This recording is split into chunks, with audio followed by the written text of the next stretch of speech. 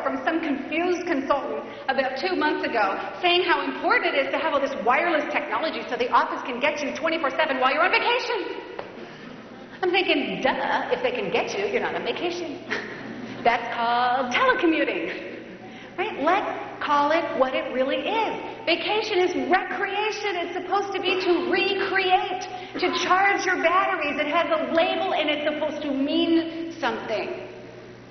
And I know the importance of recharging my batteries, but I didn't know it all the time. And I had to learn it the hard way. I was doing about 180 days a year on the road in 1994. And the travel was just about killing me. I had my daughter in 1995. I thought, what am I going to do? How am I going to have a career, be a mom? I know. I'll get a nanny. So I got a nanny. I stayed home for about 3 months, got a wonderful nanny named Angie. And as was my custom, I would call in at the end of the speech or seminar and check on them and see how the day went. So Megan was about 14 years old, and I was in Mansfield, Ohio, in a Holiday Inn. I will never forget the green shag carpet.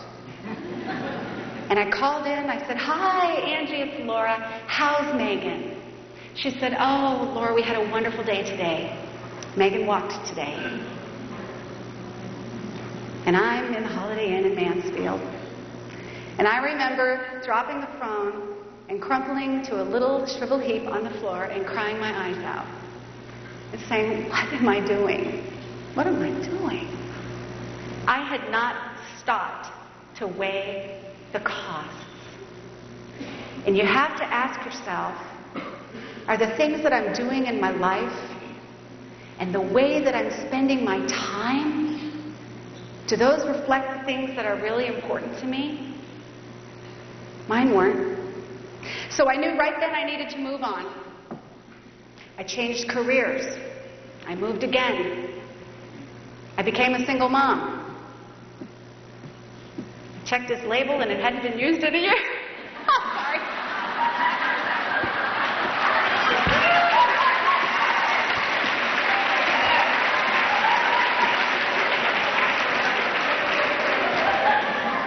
I don't know where that came from either. What was I talking about? Oh, yeah.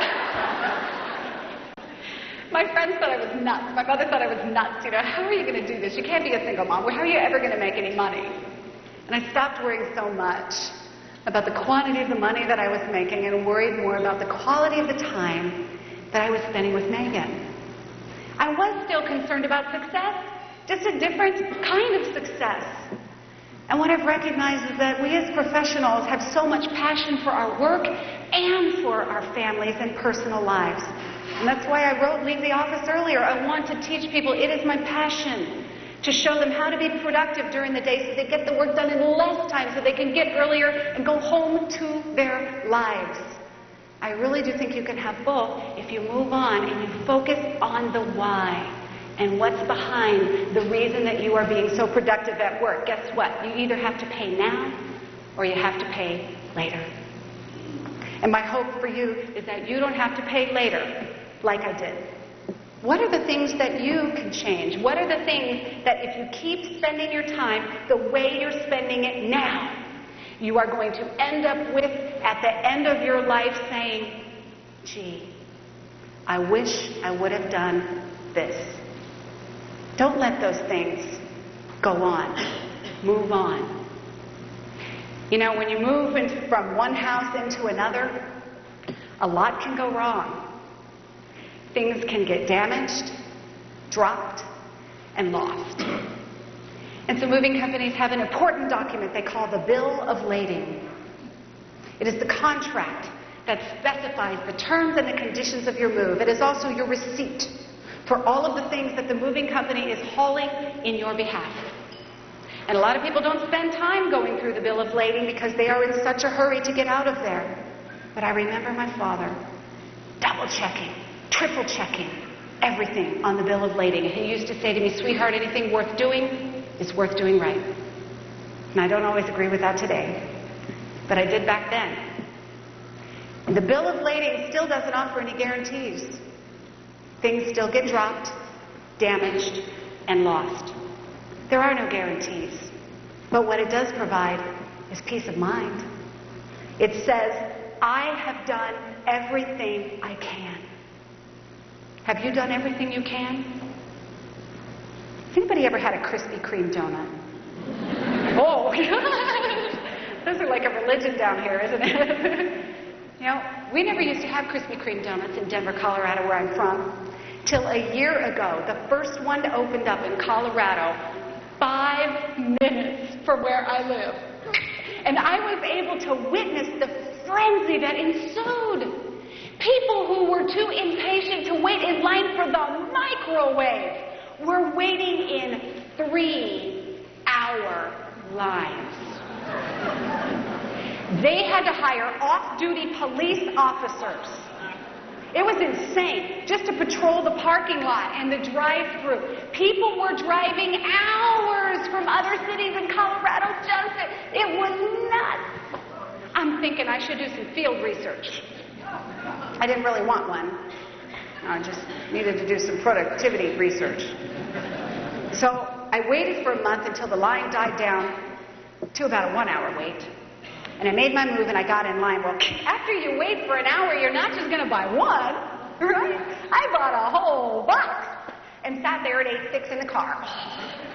Those are not donuts. I don't know what those are. Oh, man. It's like a moth to a flame now. You know, I see that red light. I'm like, fly by. What I learned about Krispy Kreme and why I love them so much is I've learned that Krispy Kreme is health food.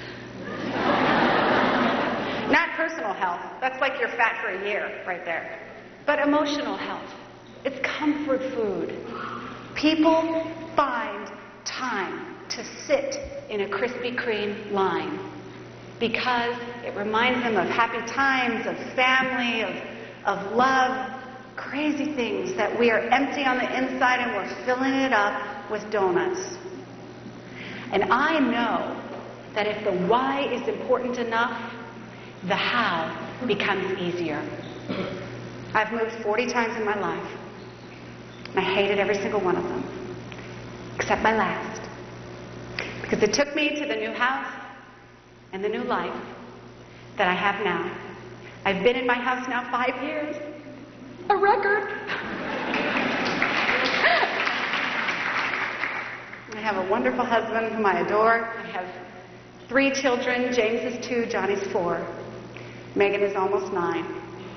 And I'm blessed to have a wonderful career that I love. My hope for you is that you make every day a productive one.